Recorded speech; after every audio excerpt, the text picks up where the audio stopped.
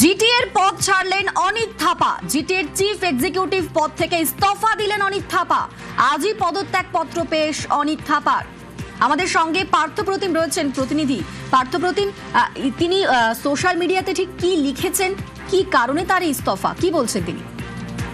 দেখো, এক ভিডিও বার্তায় তিনি স্পষ্ট করে জানিয়েছেন জিটিএর চিফ এক্সিকিউটিভ পদ, সেই পদ থেকে তিনি যেমন ইস্তফা দিচ্ছেন, ঠিক তেমনি জিটিএর একজন সাধারণ সভাসদ হিসেবে তিনি সেই পদ থেকে তিনি ইস্তফা দিচ্ছেন। অর্থাৎ জিটিএ ছাড়ছেন অনিত থাপা। আর কিছুক্ষণের মধ্যেই তিনি তার পদত্যাগ পত্র তুলে দেবেন জিটিএ চিফ এক্সিকিউটিভ অফিসারের কাছে।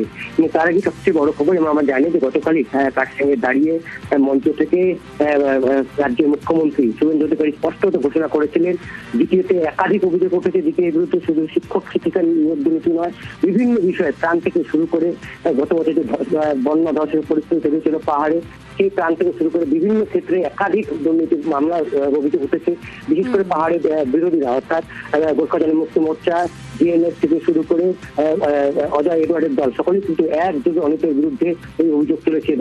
সেই ভিত্তিতেই কিন্তু গতকালই হুঁশিয়ারি দিয়েছিলেন মুখ্যমন্ত্রী, স্পষ্টত জানিয়েছিলেন যে দ্বিতীয় দুর্নীতি তদন্ত হবে এবং কেউ যদি দোষী প্রমাণিত হয় তাকে জেলে ঢোকানো হবে।